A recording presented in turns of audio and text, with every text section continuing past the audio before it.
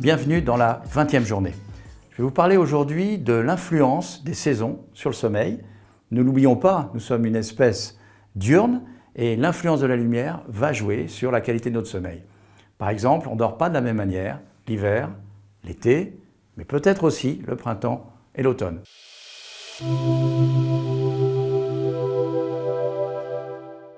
D'un point de vue très pratique et très concret, l'été, il fait jour plus longtemps. En plus, dans nos contrées européennes, nous avons 2 heures de décalage par rapport à l'heure solaire. Donc on peut comprendre que l'endormissement est plus compliqué lorsqu'à 22 heures, en plein été, il fait jour. Par contre, l'hiver, évidemment, on peut avoir une obscurité qui arrive vers les 16h30, 17h. Et donc, l'influence de la lumière qui descend avec cette mélatonine qui va monter dans votre cerveau fait qu'on a plus tendance à dormir l'hiver. En ce qui concerne le printemps et l'automne, c'est du bon sens. Vous savez que fin mars, par exemple, nous allons passer de l'heure d'hiver à l'heure d'été. C'est-à-dire qu'on va dormir 1 heure de moins. Or, certaines personnes sont gênées par ce décalage horaire même d'1 heure et pendant une semaine peut perturber leur sommeil. Prenons un autre sujet qui arrive généralement au printemps et à l'automne. C'est le sommeil des allergiques.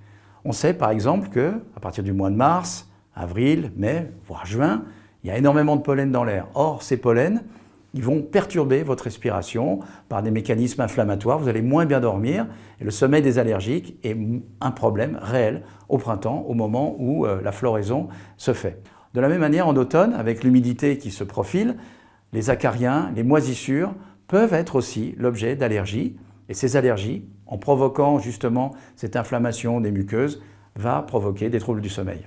Les conseils qu'on peut donner très concrètement par rapport à ces patients, potentiellement allergiques et qui vont avoir des troubles du sommeil, c'est déjà de faire très attention à l'hygiène à la fois de la chambre à coucher, pourquoi pas en associant à la chambre à coucher un purificateur d'air qui va filtrer les pollens, et puis faire peut-être une grande toilette d'automne de manière à éviter toutes ces moisissures qui, en automne, peuvent poser aussi des soucis allergiques.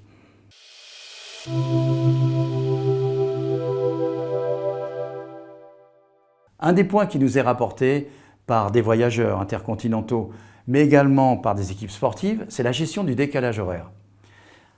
Pratiquement, il est plus facile de voyager vers l'ouest que de voyager vers l'est. Encore une fois, la lumière a son rôle à jouer. L'horloge biologique humaine se retarde plus facilement. Quand vous allez vers l'ouest, vous retardez votre heure de coucher. Alors que quand vous allez vers l'est, théoriquement, il faudrait avancer son heure de coucher, ce qui est beaucoup plus difficile.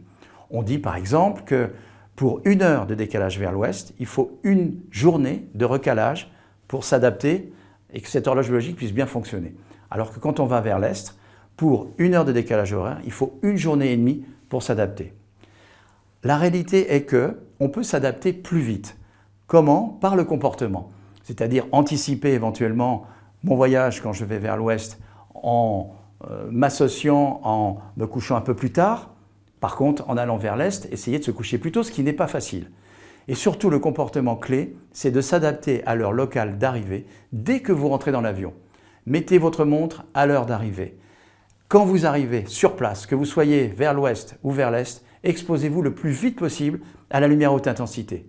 Pratiquez une activité physique, par exemple dehors, ça sera certainement le meilleur moyen de diminuer cette phase d'adaptation au décalage horaire. Enfin, parfois, des gens ont une horloge biologique tellement rigide que c'est un réel problème pour eux de décalage horaire pendant plusieurs jours. L'emploi de mélatonine, par exemple aussi d'hypnotiques à demi-vie courte, sur prescription médicale, peut vraiment améliorer ces choses-là et favoriser l'adaptation au décalage horaire.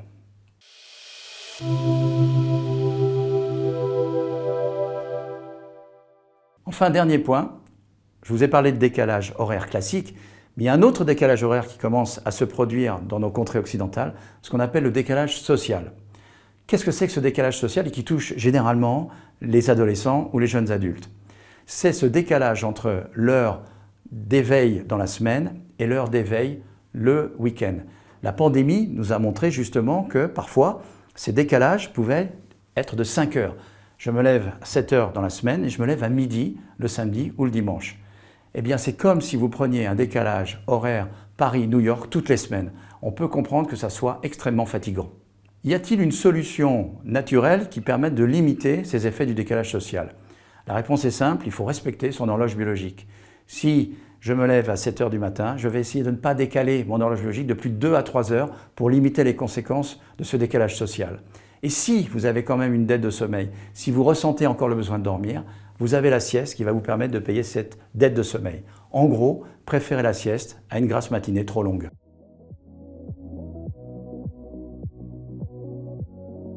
Nous arrivons à la fin de votre programme. Je suis très fier de vous avoir accompagné tout au long de ces 3 semaines. Et je ne doute pas que vous avez déjà pris les mesures nécessaires pour améliorer la qualité de votre sommeil et que vos journées sont remplies d'une nouvelle énergie. Je vous souhaite une excellente journée et vous dis à demain pour votre dernier jour.